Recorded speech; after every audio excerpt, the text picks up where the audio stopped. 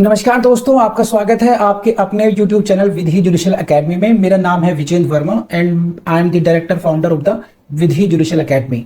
We provide coaching for the judicial services exams, and through this video we are trying to reach out to you to provide you full professional exam oriented coaching for the judicial services, and that is free of cost. We are going to provide you the entire foundation course including all the books, including all the details, whether it is required for the prelims or mains or for the guidance for the interview.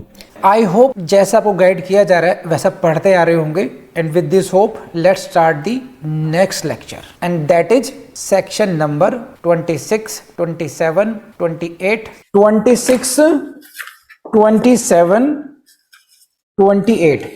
If you want to skip these sections you can skip, आप इसको छोड़ भी सकते हो. These are not important for any exam, for prelims भी हो या mains भी हो. फिर भी मैं करा देता हूँ because students keeps calling कि सर ये करें नहीं करें, फिर इसलिए मैं करवा रहा हूँ इसलिए, और एक बार आप मेरे साथ पढ़ भी लेंगे इसी बहाने. चलिए, but you can safely skip these sections, स्पष्ट रूप से कह रहा हूँ. Let's start with the section number 26. High court और स्टेट गवर्नमेंट को, हाई कोर्ट और स्टेट गवर्नमेंट को पावर कन्फर करनी है किसी भी ऑफिशियल पर, किसी भी व्यक्ति पर अगर कोई एम्पावरिंग करनी है तो कैसे कर सकते हैं? स्पेशली बाय नेम कर सकते हैं, यानी कि बाय नेम ऑर्डर निकाल सकते हैं, या फिर क्लासेस ऑफ ऑफिशियल्स के नाम पर निकाल सकते हैं कि इन ऑफिसर्स को, सिविल जज जैसे क्लासेस ऑफ ऑफिशियल्स का मतलब हो गया कि इन सभी class 1 judicial magistrate first class के जितने भी ऑफिसर्स हैं उनको ये पावर्स और मिलेंगी, ऐसा कर सकते हैं. या फिर वो किसी एक व्यक्ति को कह सकते हैं कि this person should be the special executive magistrate, this person should exercise the powers of the special executive magistrate. तो इतना ही है बस ये. तो हाई, अभी हमने पिछले सेक्शंस में देखा था ना कि as empowered by the state government और द हाई कोर्ट. तो ये मोड बता रखा है कि किस प्रकार से हाई कोर्ट, किस प्रकार से उच्च न्यायालय, या किस प्रकार से प्रदेश की सरकार किसी व्यक्ति पर या किसी ऑफिसर को कोई शक्ति प्रदान कर सकती है. ऐसे पढ़िए, इन कन्फरिंग पावर. इन कन्फरिंग पावर को हिंदी में बोलते हैं शक्तियां प्रदान करने में. थोड़ा हिंदी काम आएगी आपकी. शक्तियां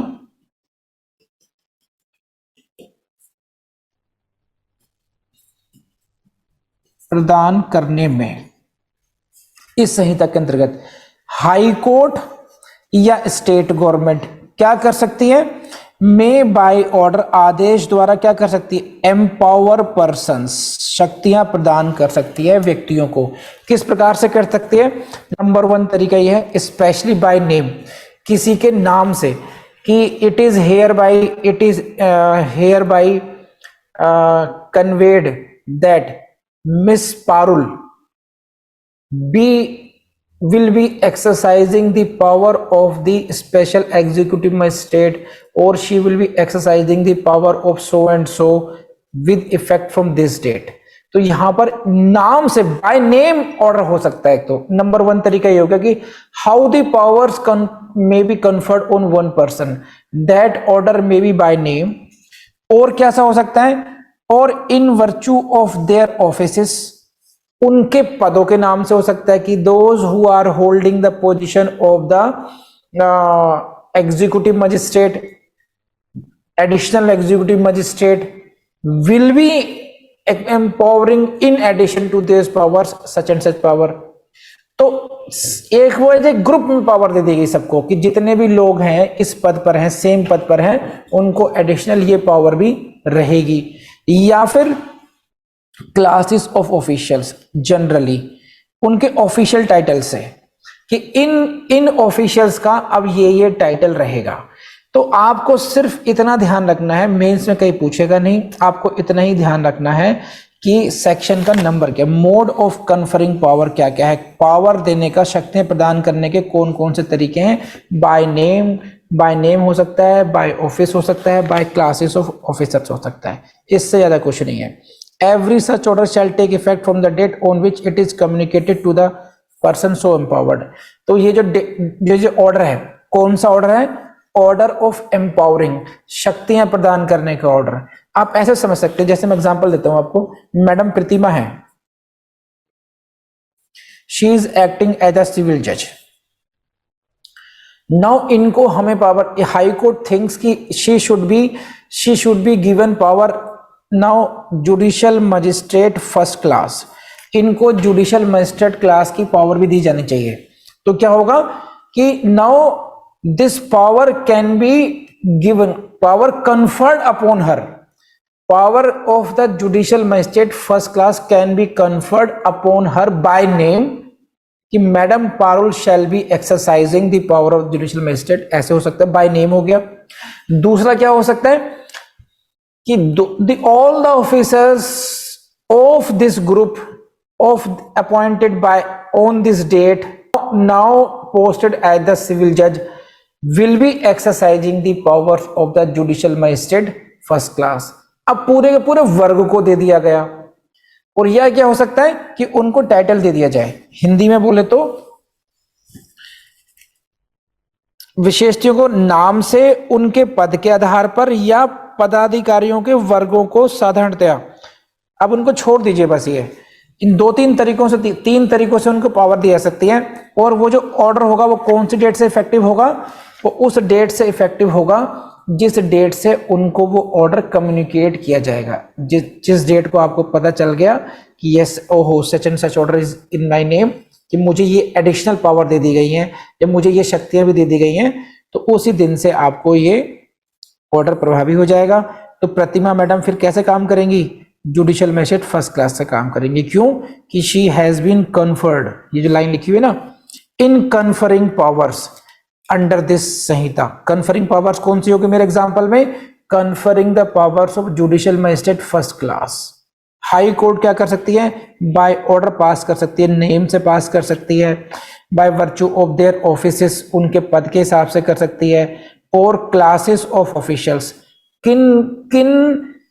किस प्रकार के जो एक क्लास ऑफ ऑफिशियल्स है, एक वर्ग है ऑफिसर्स का, उन सबको एक साथ एड्रेस कर सकती है। तो सिंगल भी हो सकती है, किसी खास ऑफिस को हो सकती है, या फिर एक खास क्लास ऑफ ऑफिशियल्स को एम्पावर किया जा सकता है एक ऑर्डर निकाल करके। और वो ऑर्डर कब से इफेक्टिव होगा, वो होगा from the date on which it is communicated, date of communication से वो ऑर्डर इफेक्टिव हो जाएगा। इससे ज्यादा कुछ नहीं होता। 26 को आप इग्नोर भी कर सकते हैं, आई एम टेलिंग यू, बस इससे ज्यादा कुछ नहीं।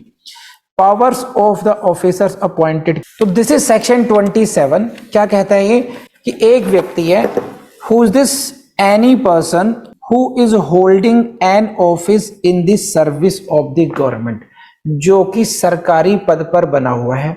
सो नाउ सपोज कीजिए मैडम प्रतिमा है, now she is in the government service of the government and she has been invested by the high court और the state government with any powers under this Sanhita. इनको कुछ पावर्स दे दी गई हैं, that may be of the special executive magistrate, that may be of the special judicial magistrate, whatever, some powers have been conferred upon her, right? And क्या हुआ, now he is appointed to an equal or higher office of the same nature. First of all, you were holding an office and you were given some powers. Now what happens? You are appointed to an equal or higher office of the same nature. उसी local area में, उसी state government में जो पहले केवल powers दी गई थी आपको, अब उसी नेचर का आपका अपॉइंटमेंट भी हो गया है उसका। ऐसे स्थिति में क्या होगा, he shall exercise the same powers in the local area in which he is so appointed unless the high court or the state government otherwise directs or has otherwise directed।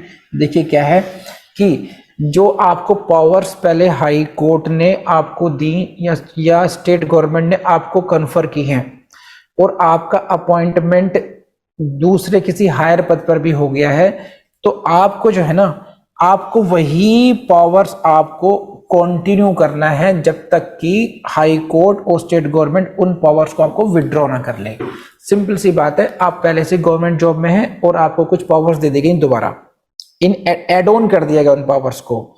Now if you are appointed, उसी nature की power दे दी गई है आपको। जैसे ऐसे मान लीजिए एक पुलिस ऑफिसर था, एक पुलिस ऑफिसर है और he was of the inspector rank,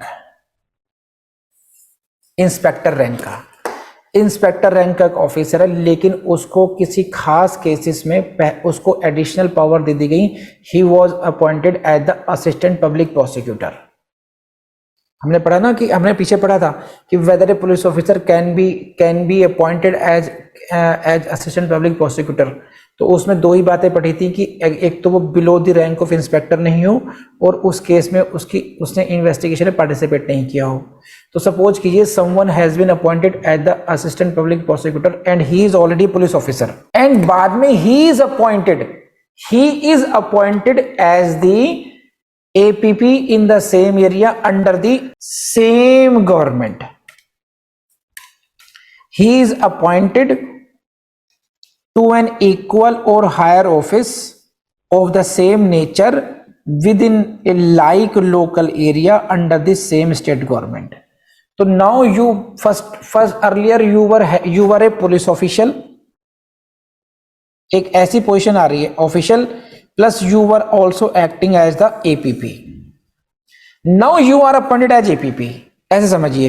then he shall exercise the same powers in the local area in which he so appointed. उसको वही पावर एक्सरसाइज कर देंगी जब तक कि हाई कोर्ट या स्टेट गवर्नमेंट अदरवाइज डायरेक्ट नहीं कर दे बस वो.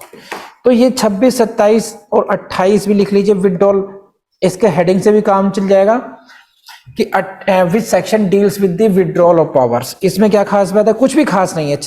द हाई कोर्ट और the state government at the case में भी मे विड्रॉ ऑल और any of the powers conferred by it under this Sanhita. 26 में 26 में पावर कन्फर की थी, 28 में वही पावर को विड्रॉ कर सकते हैं. Any powers conferred by the CJM or by the district magistrate may be withdrawn by the respective magistrate by whom power was.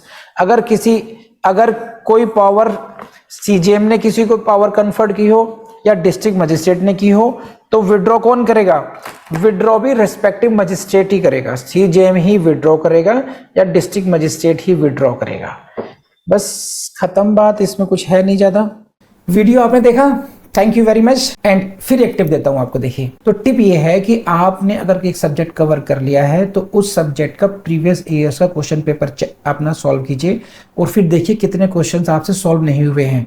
और जितने क्वेश्चन सॉल्व नहीं हुए हैं फिर एनालिसिस कीजिए क्यों नहीं हुए. आपको डाउट था, आपको याद नहीं था, तो फोकस केवल उन्हीं पर करना है जो क्वेश्चन आपके सॉल्व नहीं हुए. जो क्वेश्चन सॉल्व हो चुके हैं उनको आप केवल रिवीजन में ले जाइए. And now start focusing only on the questions which you could not solve. और फिर देखना धीरे धीरे नंबर ऑफ क्वेश्चंस आपके रिड्यूस होने शुरू हो जाएंगे. और आपका जो मकसद होना चाहिए वो 100% परफॉर्मेंस पर होना चाहिए. और आप कर सकते हैं ऐसा, ये हमेशा विश्वास रखना है आपने. ठीक. और अब क्या करेंगे आप लोग, आपको पता है. Go to the next video. Thank you.